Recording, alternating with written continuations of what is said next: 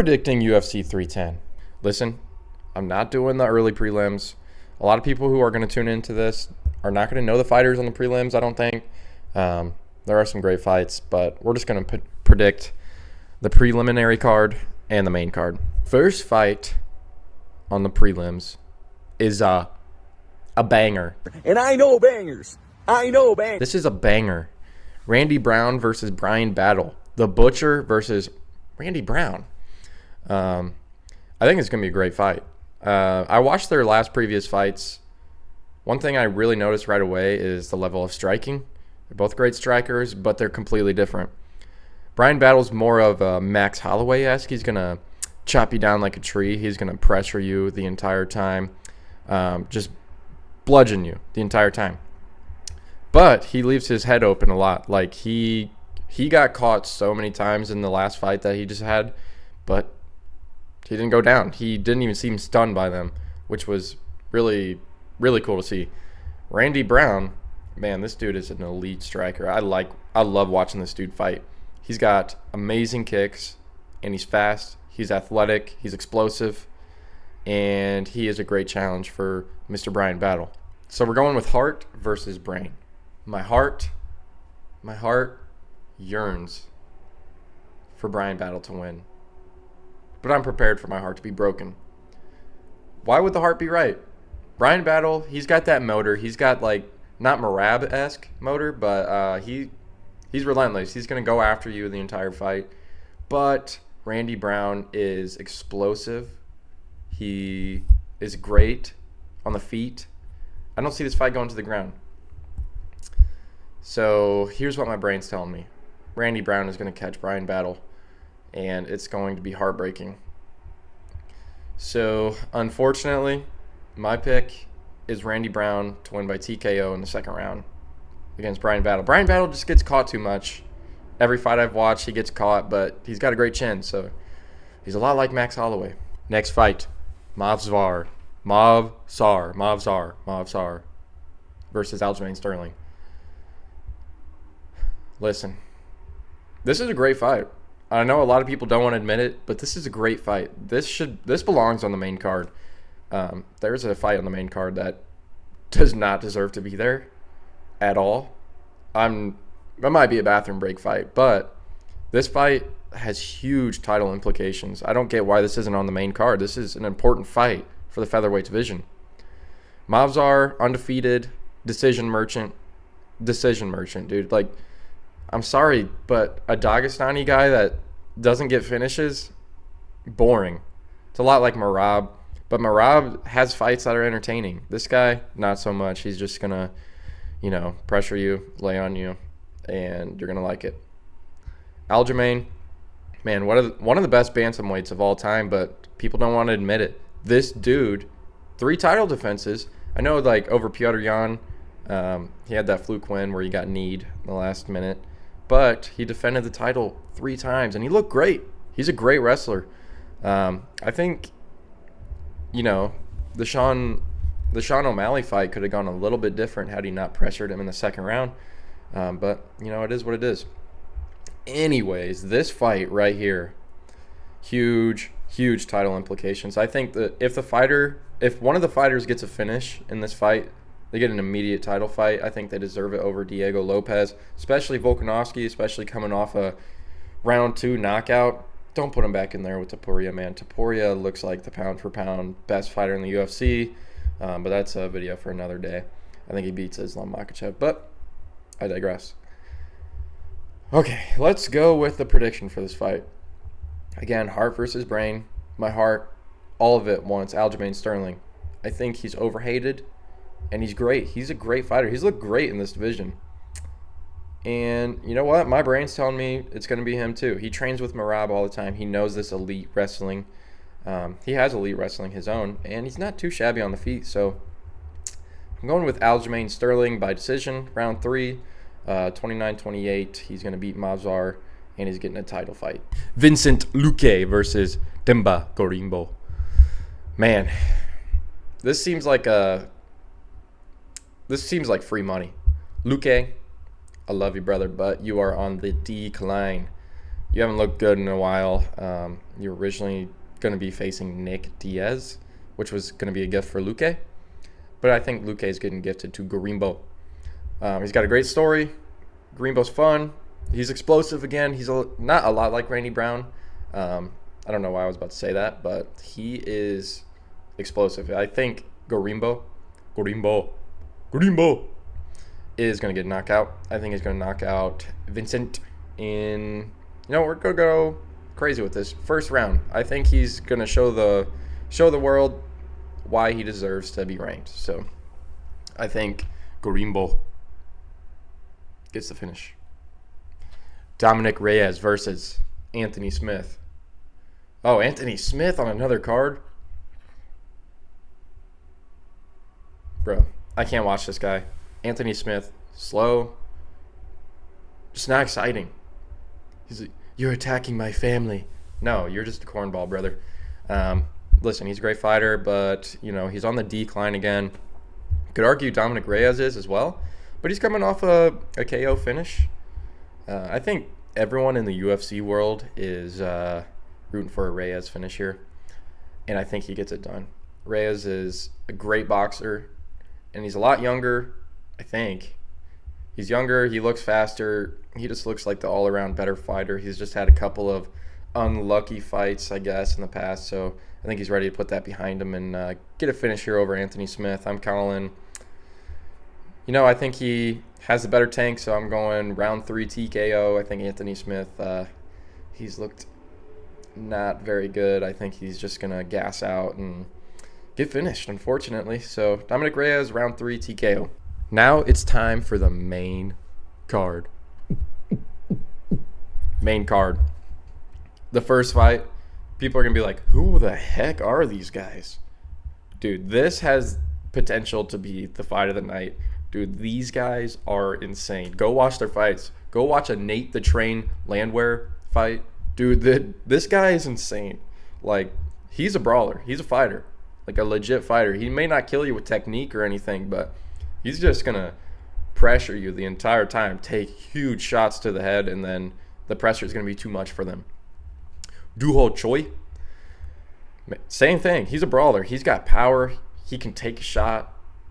Go watch that Cub Swanson fight. Dude, that is a great fight. That's one of the better fights of all time. I think that's a UFC Hall of Fame fight. That being said, this is going to be a brawl. I would hope for a finish in this fight, but I think this is going to be a 3-round just war. And we've seen Landwehr Nate the Train, go through so many wars. He's got the chin. Like, he doesn't look like, you see some dudes go through a fight where they just get beat up and they're never the same, like Duho Choi. I think Choi just isn't the same since that Swanson fight. Like, he's one of the UFC prospects, but now he's kind of fallen off a little bit. Not fallen off, but, that can have an effect on a fighter's confidence. Landwehr, Nate the Train, he thrives in this situation where he's just getting beat up. Like, his skull's getting cracked, but he's coming at you. He's like, nah, this is a fight. I'm a fighter. I'm a warrior. I'm a gladiator.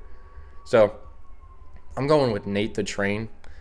It's going to be a decision, unfortunately. I think a lot of the main card is going to be a decision. But, yeah, Nate the Train. I think this will be a close fight, but Nate's got that motor, man. Like, this guy he's one of the most entertaining fighters in the UFC. And if you haven't had the choice, like, if you haven't gotten around to watching one of his fights, you need to go watch a fight of his right now. Ladies and gentlemen, what is this fight doing on the card? Bryce Mitchell versus Kron Gracie. Listen, man, I train at a Gracie gym. I love the Gracie family. But what is Kron Gracie doing on a main card in 2024? What is he doing here? It's like a turtle in a tree, Someone put him there. He didn't get there by himself. Shout out Money Moicano for that. How he's on the top 5 or top 6. That's unbelievable. Is like to see a turtle in a tree. Have you seen a turtle in a tree? Have you seen a turtle? No. Yes. I'd be like, how did it get there? Exactly. Somebody put him there. Man, this is such a strange fight. Like, yeah, these guys both have great jiu-jitsu. Bryce Mitchell, great jiu-jitsu practitioner. Same with, obviously, Kron Gracie. Gracies are great at jiu-jitsu, but, dude, what is he doing here? No one asked for this fight. Literally no one asked for this fight. Bryce Mitchell's ranked. Why the heck? Like, if Gracie wins, do you rank him? I don't think so. He's not going to go on a title run or anything. He has 7 total MMA fights.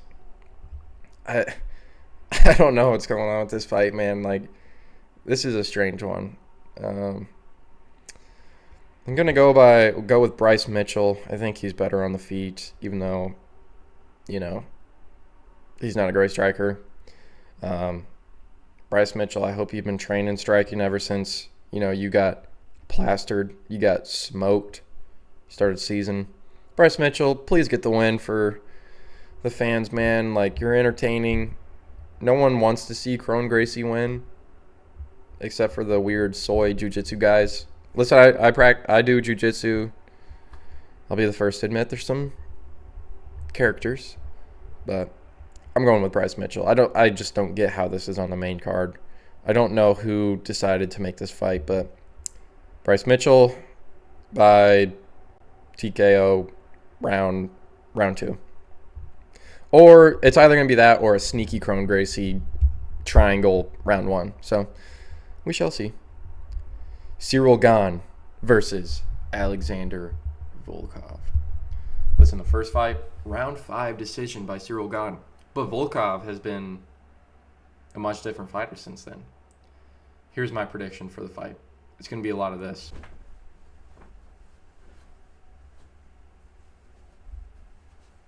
This is going to be, I think, a great fight, but if you are a casual UFC watcher, you're not going to appreciate the elite striking that these two are going to bring. They're going to be feeling each other out a lot throughout the fight.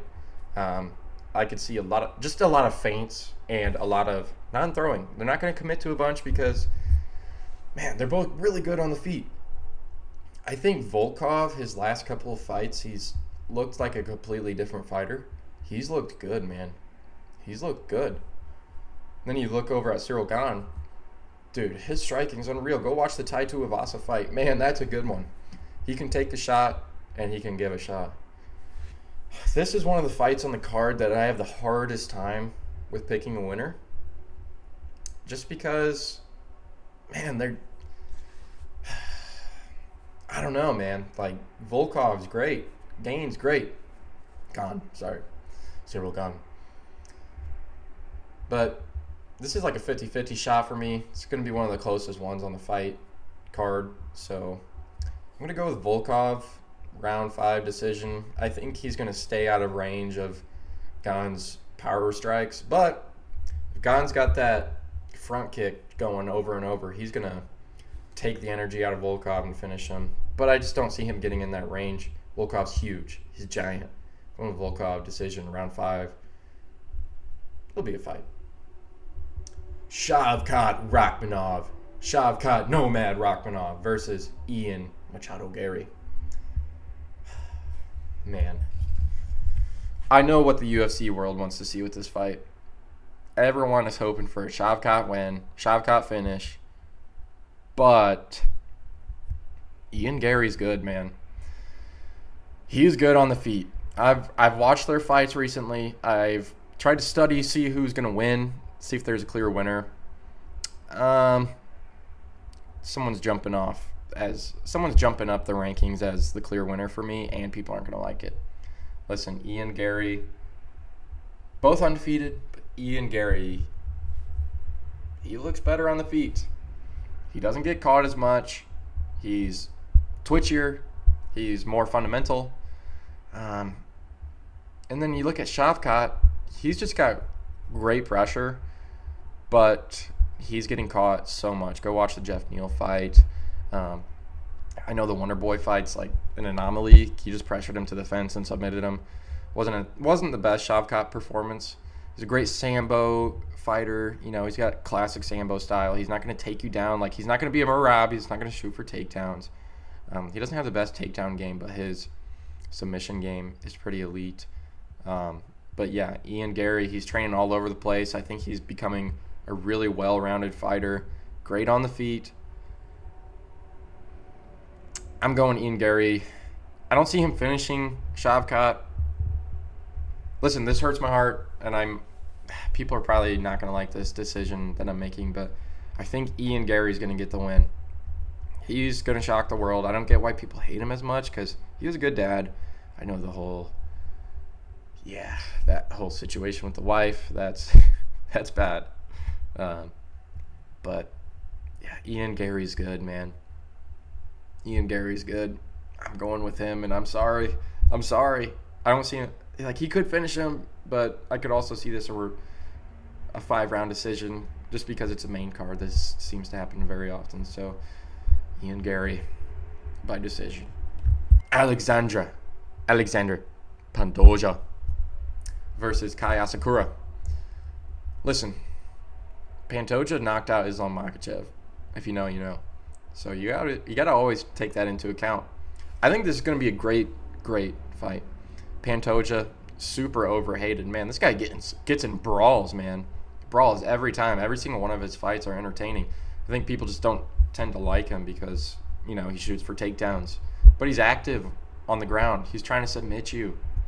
Kai Asakura, knockout power. A lot of people don't know much about him just because this is obviously his first fight in the UFC. But the reason for this is this can be huge for, you know, the China and the Japanese demographic. UFC doesn't dominate over there, man. They still got a bunch of other fight orgs going on. But I think Kai coming over here, and if he wins, this is going to be huge for the UFC, especially in these lower divisions. We're going to get a lot more Japanese fighters who are really skilled to come over here. That being said, I think Pantoja, I got to pick him. I just haven't seen too much from Asakura. I know he's got a couple submission wins, but Pantoja has 10. You know, I think his pressure is going to be too much. And he has a chin. Kai could knock him out. That would be great. I think he would be a fun champion. But Pantoja, man, this dude can fight. He's a brawler. I think the pressure, he's got great jiu-jitsu. I'm going with Pantoja. Round 3 submission.